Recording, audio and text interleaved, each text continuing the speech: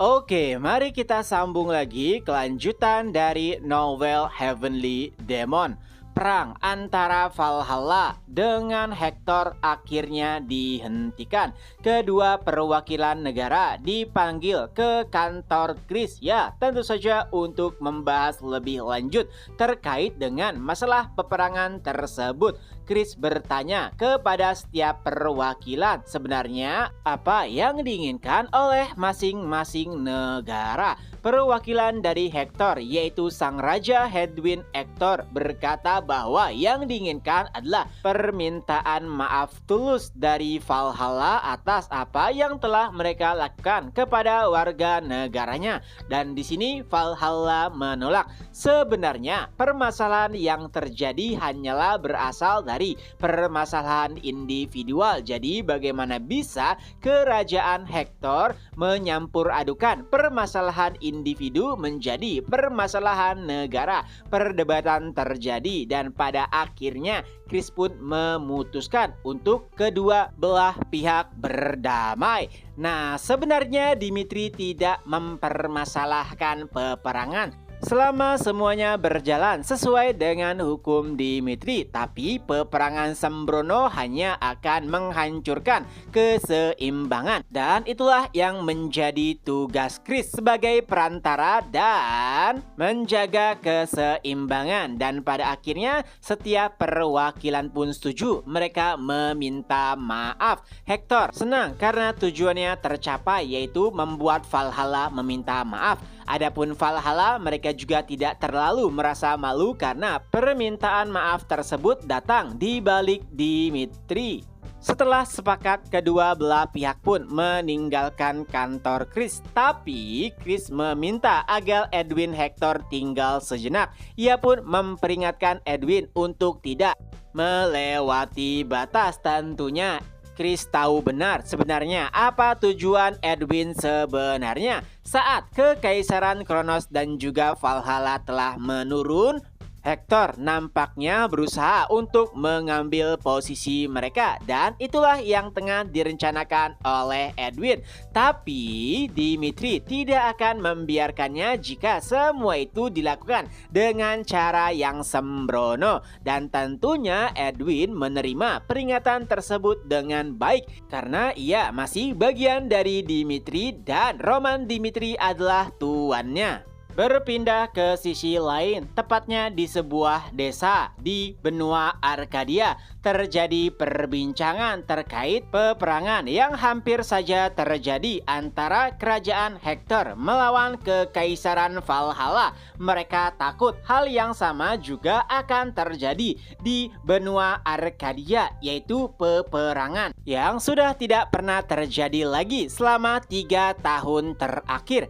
Tapi seseorang menanggapinya bahwa itu tidak akan pernah terjadi. Ya, itu adalah Ratu Isabella, dan desa yang ada di sana adalah desa yang dibangun oleh Ratu Isabella yang berisikan keluarga para tentara yang mati di dalam alam iblis. Tentunya Isabel membangun desa tersebut untuk menjaga para keluarga dari orang-orang yang telah berjuang bersamanya.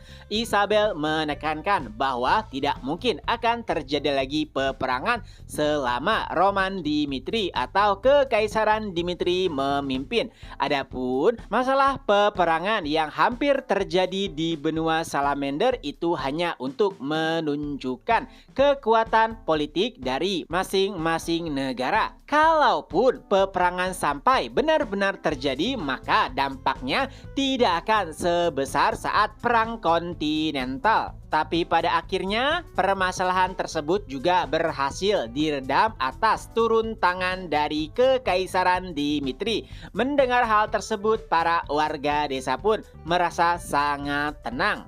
Nah, di dalam desa itu sendiri ada banyak sekali anak-anak. Mereka bertanya-tanya kenapa Ratu Isabel sangat baik kepada mereka. Dan Isabel pun menjelaskan bahwa itu adalah tugasnya dan ia juga menceritakan terkait dengan aksi heroik dari para orang tua mereka yang berjuang di alam iblis. Ratu Isabel ingin jika mereka semua menjadi seperti sosok ayah mereka. Mendengar hal tersebut tentu saja membuat anak-anak tertarik. Walaupun awalnya ada yang tidak percaya, tapi Isabel berkata bahwa ia tidak mungkin berbohong. Dan semua orang pada akhirnya pun percaya dan ingin menjadi seperti orang tua mereka. Di tengah-tengah kedamaian, entah kenapa tiba-tiba nama Komandan Leo terbesit di dalam pikiran Isabel. Ya, jika saja ia masih hidup, ia pasti bisa merasakan kedamaian yang sudah lama tidak pernah ia rasakan. Setelahnya, Isabel pun berdoa kepada para dewa dan siapa sangka ia kembali mendapatkan sebuah pesan. Ya, hari itu akhirnya tiba. Ada alasan kenapa sampai dengan saat ini Roman Dimitri sangat jarang menampilkan dirinya. Dan Isabel tahu benar alasan sebenarnya kenapa Roman Dimitri melakukan hal tersebut, yaitu memperlambat terjadinya retakan dimensi. Karena jika Roman Dimitri terlalu ikut campur dan mengubah banyak apa yang sebenarnya harus terjadi di benua Salamander, maka keretakan akan semakin besar. Tapi hari itu akhirnya tiba. Tepat di istana Kekaisaran Dimitri, Roman Dimitri tiba-tiba menghilang. Lebih tepatnya ia pergi tanpa memberikan pesan kepada siapapun. Beberapa hari sebelumnya, Roman mengunjungi orang-orang terpenting yang pernah hadir di dalam hidupnya. Pertama, ia menghampiri orang tuanya dan berbincang langsung dengan Romero Dimitri. Pada intinya, Roman berterima kasih kepada ayahnya yang selalu saja berada di sisinya. Walaupun dahulu banyak orang yang mencemoohnya, tapi ayahnya selalu percaya kepadanya. Perbincangan berlangsung begitu hangat dan bahkan timbul suasana haru. Tapi sayangnya Romero sangat berat untuk mengucapkan langsung terkait dengan isi hatinya, karena seharusnya ialah yang berterima kasih karena Roman telah memberikan banyak hal kepadanya. Di dalam perbincangan tersebut, Romero juga bertanya apakah Roman tidak ingin menikah mengingat seluruh saudaranya sudah menikah. Dan Roman menjawab bahwa itu adalah pilihannya. Ya, ia memang tidak ingin menikah dan menikmati masa hidupnya dengan tenang. Pada akhirnya Romero hanya bisa mengikuti apa yang diinginkan oleh anaknya. Setelah mengunjungi orang tuanya, Roman juga mengunjungi Chris secara tiba-tiba. Tentu saja itu adalah hal yang sangat mengejutkan. Kala itu Chris tengah berlatih. Kedatangan Roman tentu saja hal yang tidak terduga. Dan Roman juga bertanya hal-hal random kepada Chris, seperti apakah ia bisa menangani masalah jika ia tidak ada di Kekaisaran. Tentunya itu adalah pertanyaan yang aneh. Chris menjawab, memang dasar kenapa setiap negara tunduk kepada Dimitri adalah karena hadirnya sosok Roman Dimitri. Walau demikian, menurut Chris saat ini akar Dimitri sudah sangat kuat. Jadi tidak masalah walaupun Yang Mulia Kaisar sedang tidak ada di Dimitri. Mendengar hal tersebut membuat Roman lega.